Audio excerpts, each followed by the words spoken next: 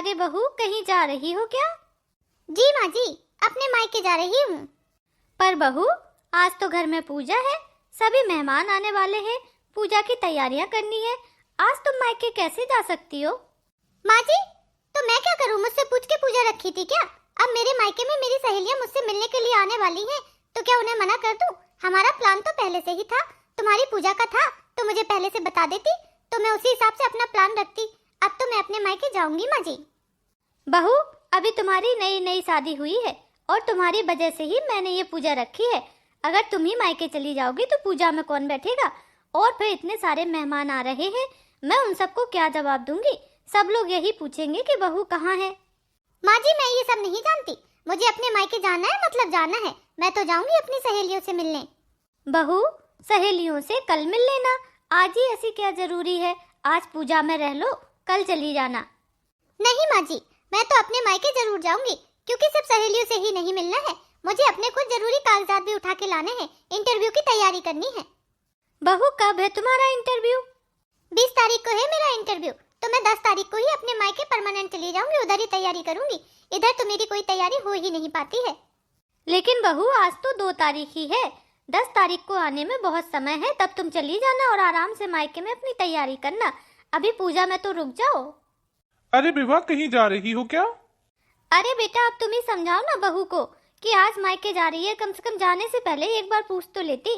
घर में पूजा है और तुम्हारे बहू के लिए ही मैंने पूजा रखी है। अब बहू मायके जा रही है, 4 लोग आएंगे तो मैं क्या कहूँगी?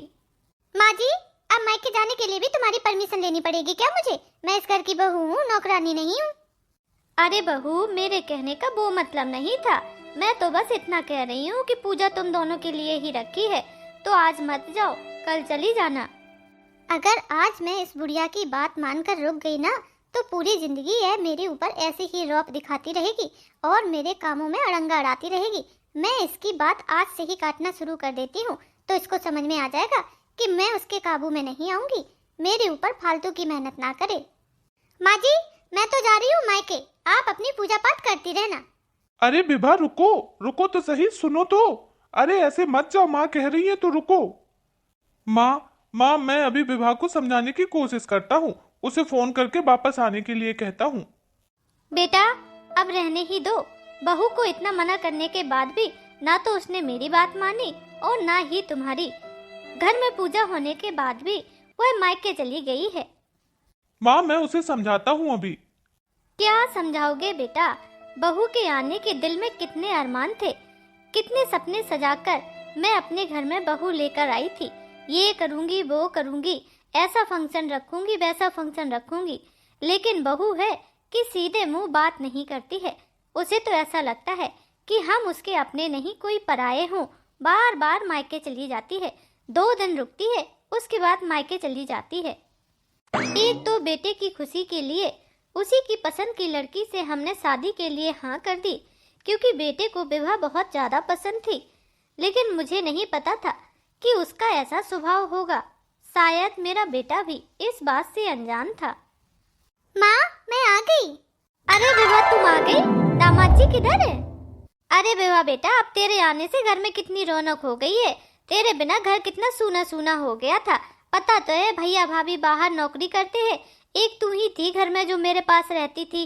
अब तू भी चली गई है तो पूरा घर काटने को दौड़ रहा था। आज आ गई है तो देखो कितना हरा भरा लग रहा है घर। पर दामाद जी अभी तक नहीं आए, कहाँ पर हैं? माँ, मैं अकेले ही आई हूँ, ये नहीं आए हैं, क्योंकि घर पे पूजा थी ना, तो घर पे रुकना जरूरी था। क्या बेटा, घर पे पूजा थी?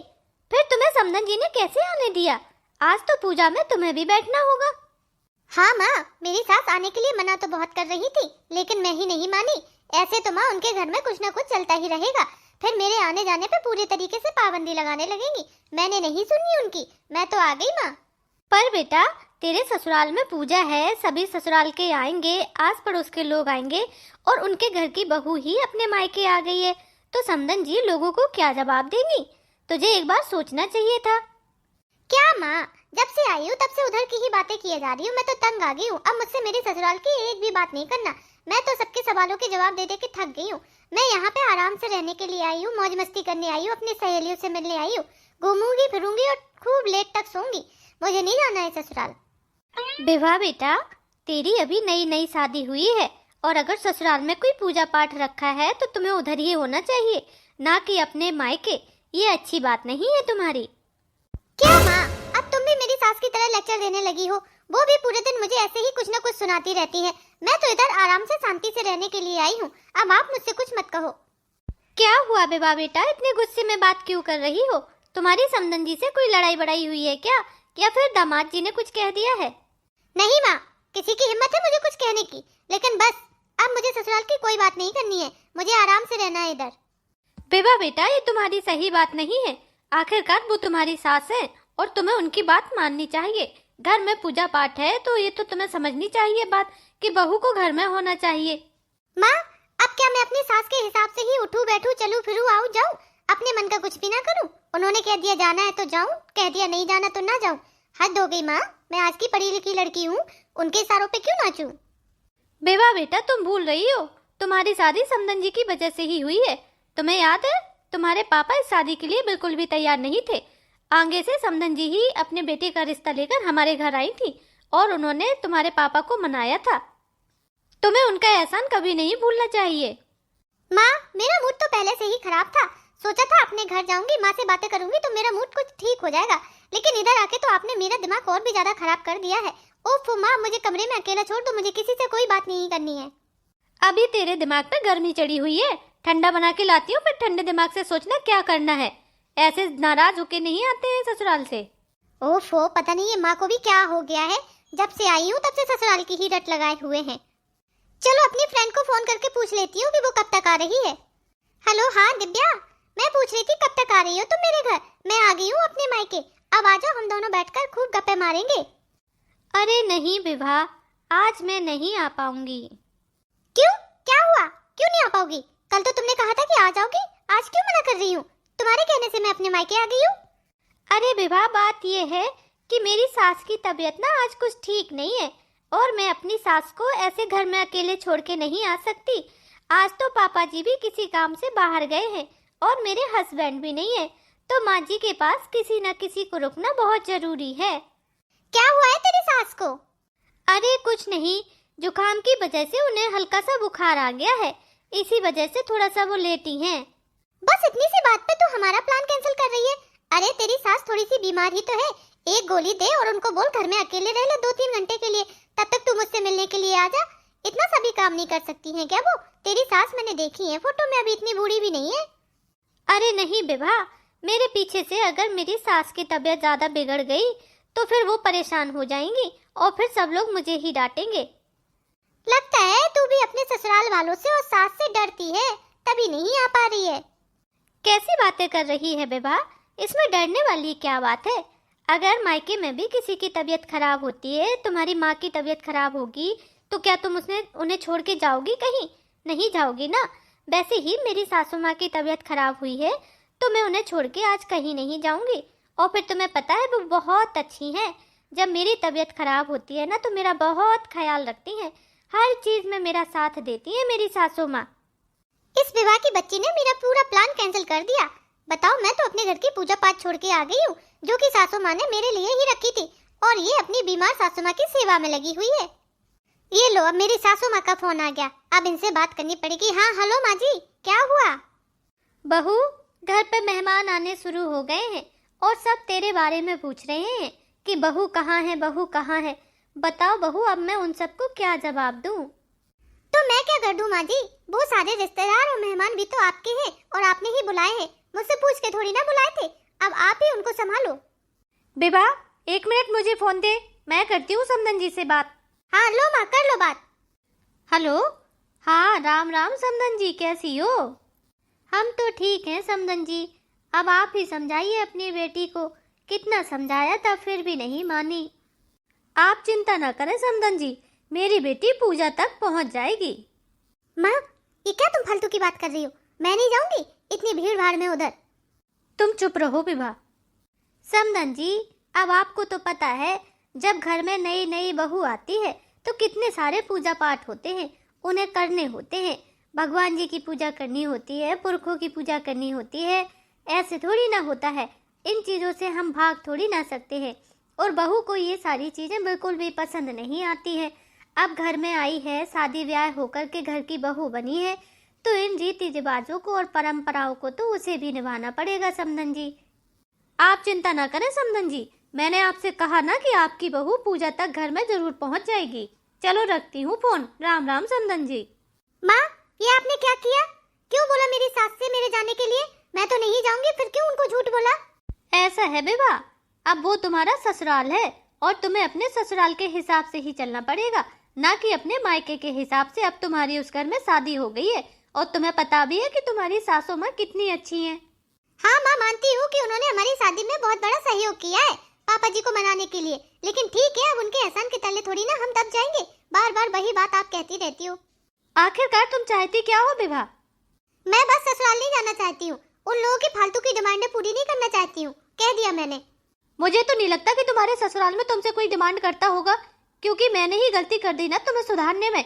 बहुत ज्यादा बिगाड़ के रखा था, बहुत ज्यादा दिमाग खराब करके रखे थे, कुछ भी सुनने समझने के लिए तैयारी नहीं होती हो। उधर कोई कुछ कहता नहीं है तो जरूरी काम पे भी तुम मायके आ जाती हो, ये अच्छी बात थोड़ी है तुम्हारी।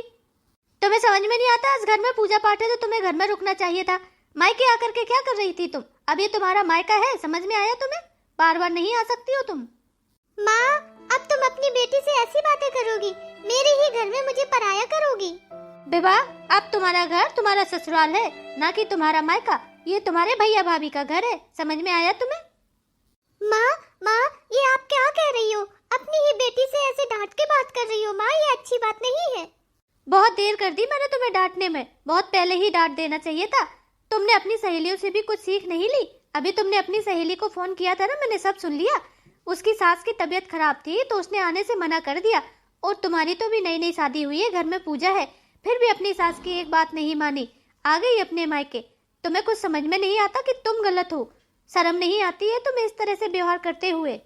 उधर 4 लोगों में समधन जी कितना शर्मिंदा हो रही होंगी, किस किस को जवाब दे पा रही होंगी कि उनकी बहू घर में नहीं है तो क्या बोलेंगी, क्या जवाब देंगी। और तुम इधर चुपचाप से मायके आके बैठ गई हो बिना वजह। चलो उठाओ अपना सामान और जाओ अपने ससुराल। माँ, आप बिल्कुल सही कह रही हो, मुझसे बहुत बड़ी गलती हो गई है। मैं जल्दी से ससुराल जाती हूँ और सासू माँ से माफी मांग लेती हूँ। मुझे इस तरह से अपने मायके नहीं आना चाहिए था माँ, सच में मुझसे बहुत बड़ी भूल हो गई है। पर माँ, मुझे जाने में बहुत डर लग रहा है, किस मुंह से उन सबके सामने जाऊंगी मैं? इस बात की चिंता तुम मत करो, समधन जी ने मुझे भी बुलाया है, मैं चलती हूँ तुम्हारे साथ। माँ जी ने आपको भी बुलाया था, आपने मुझे बताया भी नहीं।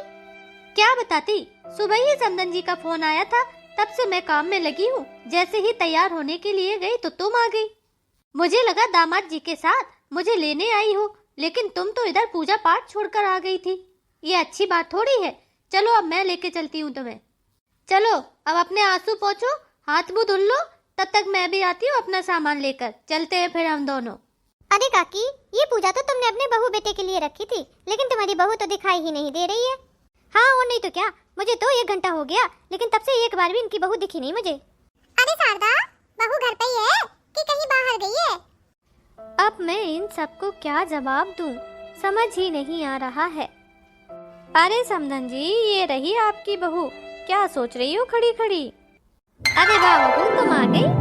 भाभी, घर में पूजा थी और तुम कहाँ गई थी? अरे विभा को बाजार में कुछ काम था, वही सामान लेने गई थी, पूजा का कुछ था, बस आ गए हैं। अब फटाफट से आती है वो तैयार होकर के। विभा, तुमने आकर बहुत अच्छा किया। माँ जी, मुझे माफ कर दो, मुझसे गलती हो गई है जो मैंने आपकी बात नहीं मानी और मायके चली गई। मुझे समझ में आया कि आप कितनी अच्छी हो। बहू, अब जल्दी से हाथ मुंह धुल के आ जाओ, पूजा में बैठना है तुम्हें और बेटे को। जी माँ जी, अभी आई। समधन जी, आपका बहुत बहुत धन्यवाद जो आप मेरी बहू को घर वापस ले आई हो। अरे कैसे ना लाती, अब वो आपके घर की अमानत जो है। पर अमानत अभी नादान है। कोई ना समधन जी, हमें ना उसको कान पकड़ के खींच के समझदार बनाने के लिए। अगर बेटी बहू गलतियां करती है तो बड़ों का फर्ज होता है उन्हें समझाने का, तो हम समझाएंगे ना उसको। चलो चलो अब जल्दी करो, पूजा में देर हो रही है, मुझे जाके फिर खाना पीना भी बनाना है। अब इधर ही थोड़ी ना बैठे रहेंगे हम लोग, आपस में ही बातें करने में लगे हो तुम लोग। हाँ हाँ, अभी आए अभी आए। अरे विभा बहू, जल्दी से तो आओ। मम्मी जी, आपने बहुत अच्छा किया जो आप विभा को लेकर आ गई, वरना मैं विभा को लेने के लिए निकल ही रहा था। हाँ हाँ, मुझे समधन जी ने बताया था कि तुम लेने आने वाले हो, लेकिन मैंने ही उन्हें मना कर दिया था कि मैं खुद विभा को लेकर आऊंगी। अगर बेटी कभी गलती करती है तो उसे समझाने का फर्ज उसकी माँ का होता है और उसकी सास का भी बनता है।